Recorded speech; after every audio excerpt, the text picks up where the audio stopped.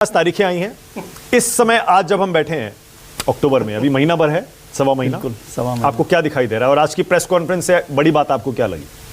देखिए, press conference में अभय जी भले ही संतुष्ट ना हो, लेकिन जो सीईसी है उन्होंने बहुत साफ तौर पर एक जो जवाब दिया, जिसको बहुत डिटेल में उन्होंने बोला कि पूरी जो सिस्टम है, वर्किंग सिस्टम है, स्टाइल है इलेक्शन कमीशन की, वो इतनी ट्रांसपेरेंट है कि हर मौके पर हर पॉलिटिकल पार्टी का या कैंडिडेट का एजेंट वहाँ रहता है और उसकी वीडियो रिकॉर्डिंग होती है।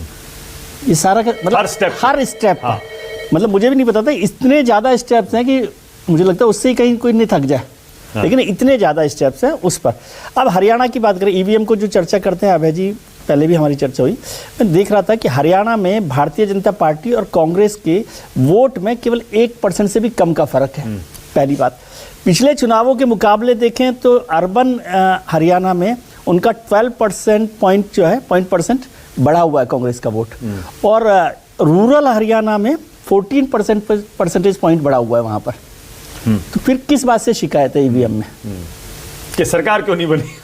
नहीं, सरकार का ईवीएम से संबंध नहीं है, वोट परसेंटेज से ही तो होगा ज्यादा से ज्यादा। सही बात है, ये है। अब खैर उसको चलने दीजिए, वो तो उनकी पार्टी की शिकायत है। हाँ। 99% बैटरी की शिकायत है। ठीक है, देखिए, वोट परसेंटेज के अंतर से निर्णय पर मत जाइए।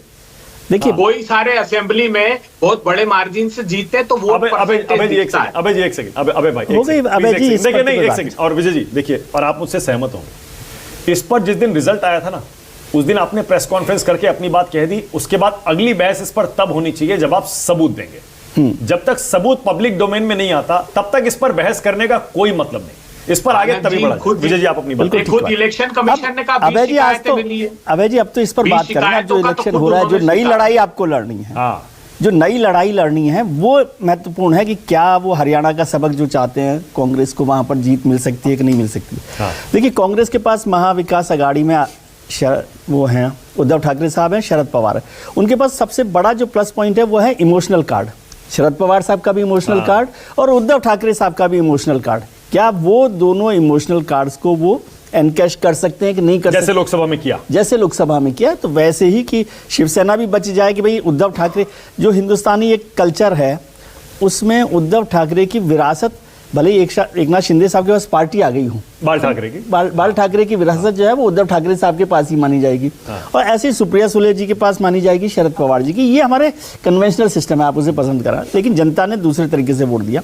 तो क्या वो महाविकास अघाड़ी उस सबको यूज करके, और अभी तो कांग्रेस में नाना पटोले साहब और राहुल गांधी में तय होना कि कौन नेता है, क्योंकि राहुल गांधी जी शायद कह रहे हैं उद्धव ठाकरे के लिए वो तैयार हैं उनको मुख्यमंत्री बनाने के लिए, लेकिन नाना पटोले साहब नहीं है तैयार। तो वो खैर उनको पार्टी को तय करना कि कैसे हो रहा है। तो वो एक सीटों का बंटवारा और किस तरह से उसको एनकैश कर सकते हैं, वो एक बड़ी लड़ाई महाविकास अघाड़ी के पास है।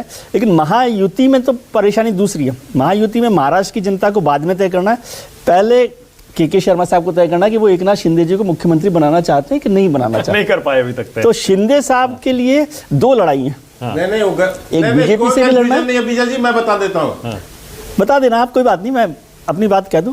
तो शिंदे साहब को वहां पर भी लड़ना है और महाराष्ट्र की जनता से भी लड़ना है। बीजेपी को भी पता है कि एकनाथ शिंदे को अभी नहीं हटाया जा सकता, उनके साथ लड़ाई लड़नी पड़ेगी उसके साथ, क्योंकि उनके पास एक बड़ा चंक है जो अभी उन्होंने लोकसभा में 7 सीटें लोकसभा में जीत कर आए। और जो अभय जी कह रहे थे वो सही बात थी कि सबसे खराब परफॉर्मेंस बीजेपी की रही वहां पर, तो इसलिए वो काम है। अब अजीत पवार साहब को आज अजीत दादा कर रहे हैं, अभी तो बहुत सारी चर्चा अजीत पवार साहब पे बहुत हो गई पार्टी के अंदर। तो क्या हो ही चुकी है, क्या वो होगी कि नहीं होगी, लेकिन वो अब खत्म हो गई, क्योंकि अब तो मेरे ख्याल से अब तो शायद गठबंधन दोनों ही तरफ सेटल हो चुके हैं। वो तो जब मदरसे में आपने 3 गुना तनख्वाह बढ़ा दी तभी मुझे समझ में आ गया था कि अजीत पवार साहब के साथ सेटल हो गया है। तो